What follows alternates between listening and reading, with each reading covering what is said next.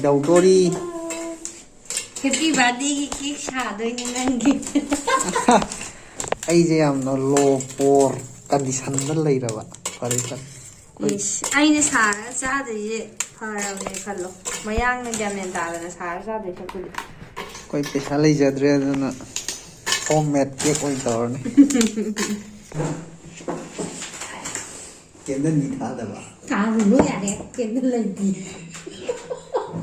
Can then very soon we get that is it.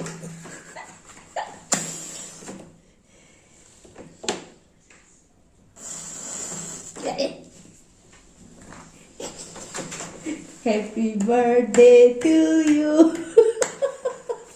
Happy birthday. Check kick off. Quarantine like Hayeng with the cake or Ganeva. The ahing the door in the wise. Homemade cake. Happy birthday. I the same bunny cake say. Homemade cake. Homemade ne do you hong ne? Spongy cold young. Yay. Yay. James Day. Tung ra. No one hana in gay. Loilo. Happy birthday. Hobra.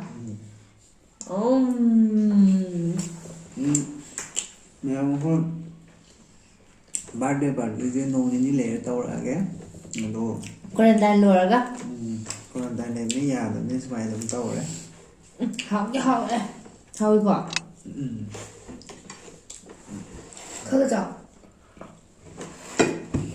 Maggie birthday party talking about Mamma Braga.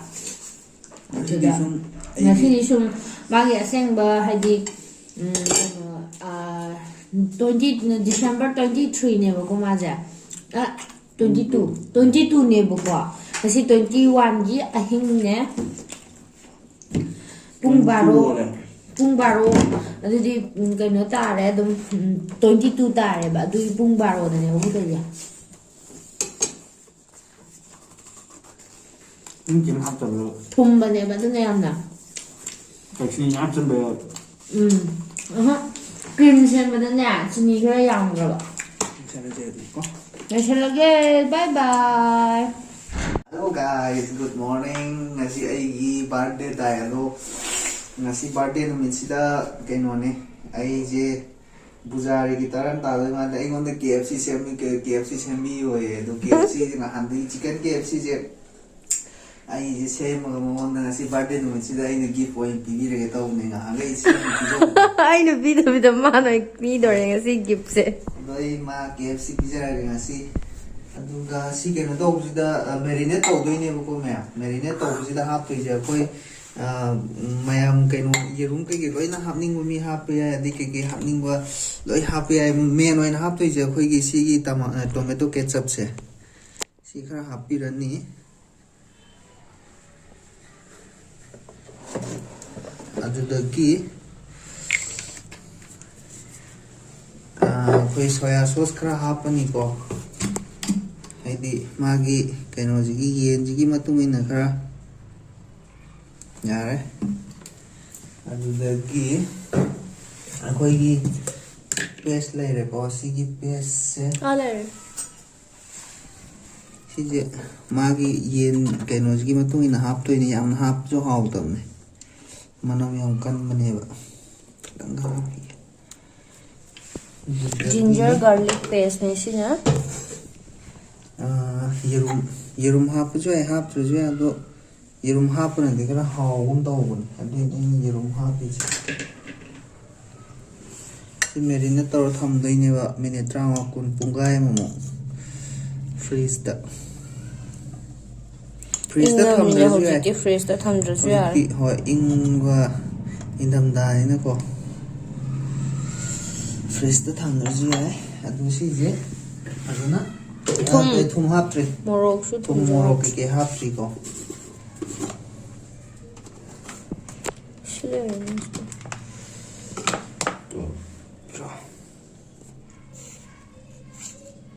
thum je ai ji bp khar lai ni na ya na di to roi ge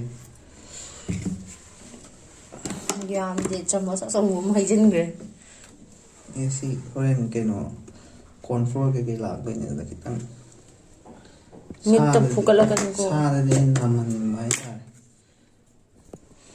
Yung đây cái bọc mồ này sai cái mồ sẽ kém xa đấy vậy.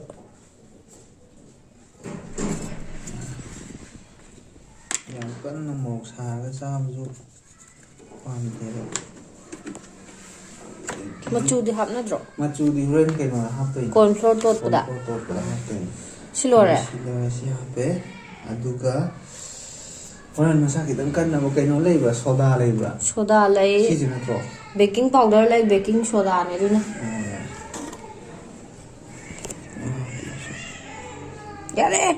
Mà. Sida measuring cái nó lấy bên này spoon lấy bên này. ya si marinate tawar tham là gì khảo cái nè em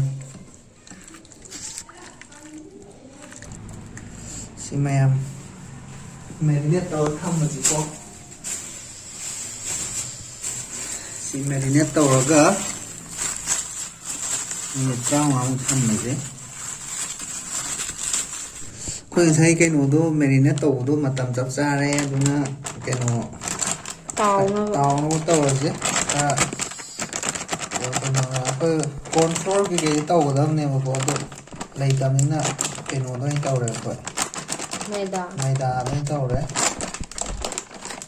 AI chắc mà này là control hấp gì ấy rồi mix tàu gì ấy của chỉ là khơi là hấp tới gì mua hấp rồi không phải Mồ khờ hấp khờ đây nên mua sao? hấp rồi đi làm xả này à một cái làm xả ngoài đi juga sida khoi na hap toi je keno si machu color on na machu kha hap ni thum di am hap from ni di da ju kitang ma gi keno to na ni ko no hap pe jite ki Itu masalah nih. masala Maggi masala kai le Maggi masalah nih.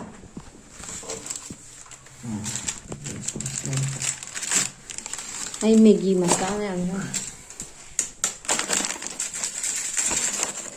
Anh yang được cái hào này. Thầm vậy. kati du di Cắt đi lên. pero kati di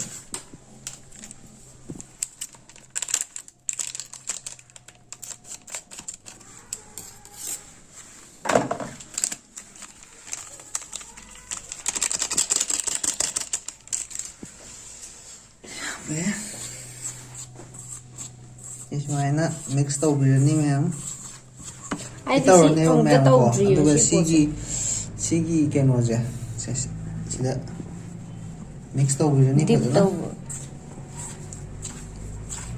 Si tàu lo ni.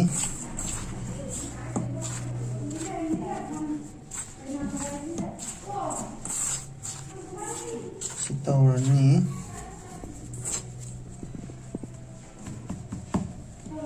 Tàu đuôi nhau có aduga khoi je si là lúc đuôi ni.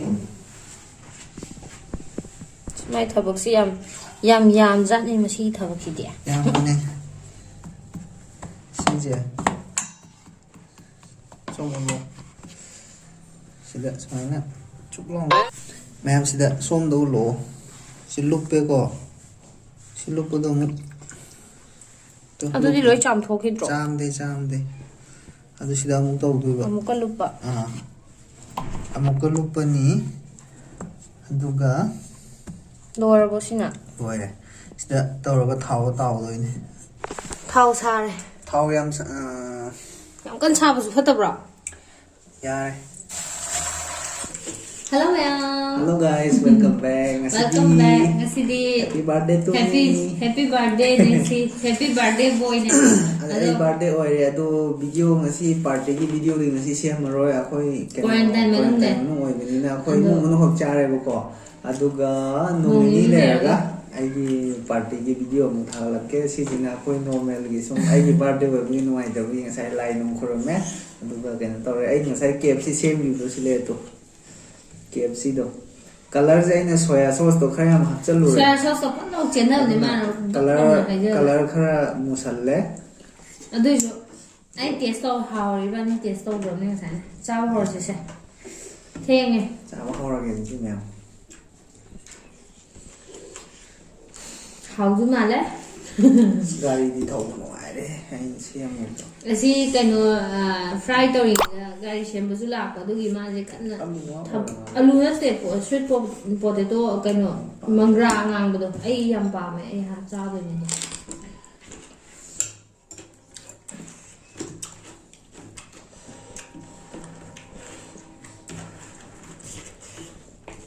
ꯃꯍꯤꯒ ꯆꯥꯕ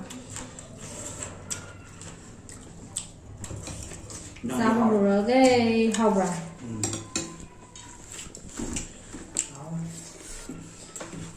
ꯁꯣꯌꯥ sauce ꯊꯝꯈꯤꯕ ꯀꯥꯟꯗ ꯃꯌꯥꯝ ꯂꯩꯔꯤꯅꯦ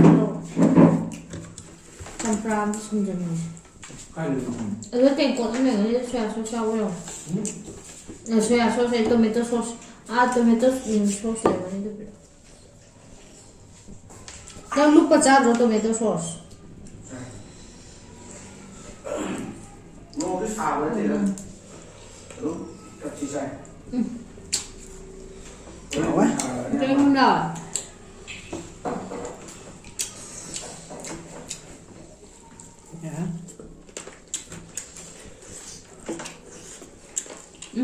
hảo á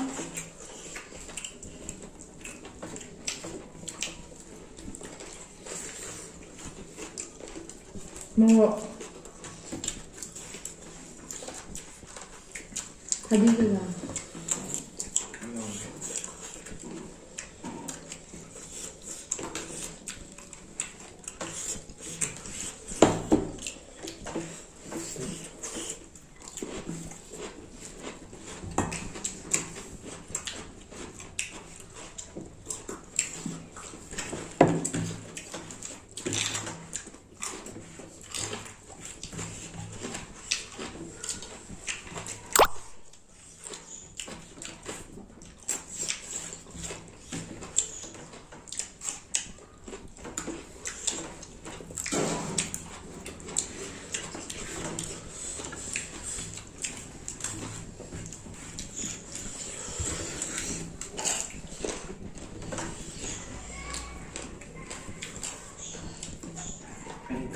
ꯃꯍꯤꯗꯤ ꯍꯥꯎꯔꯅꯤ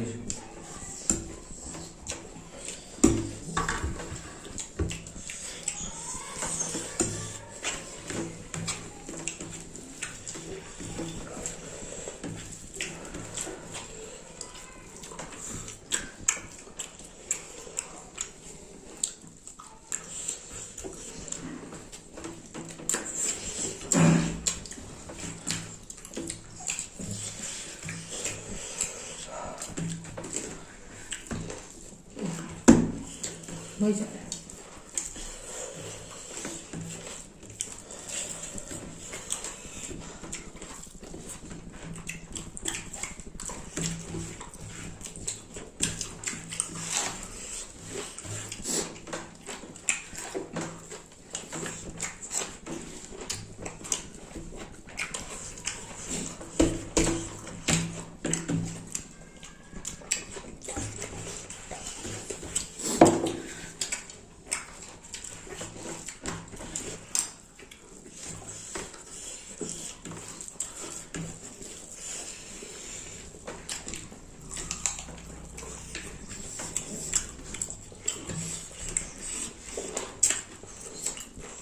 sweet potato hấp là sao ạ?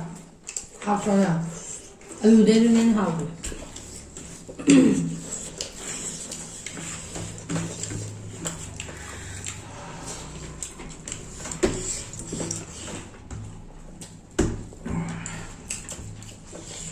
신장은 이 또로 여기 다 먹어. 나이가 다 먹어. 배도 뭐. 아니.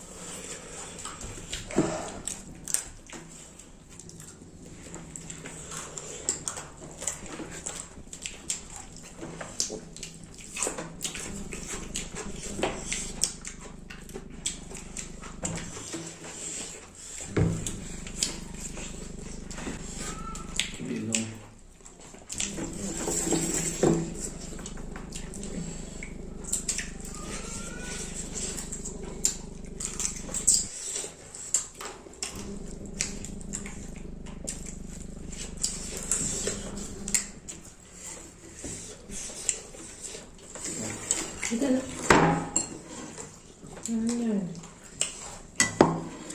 좀 이거 좀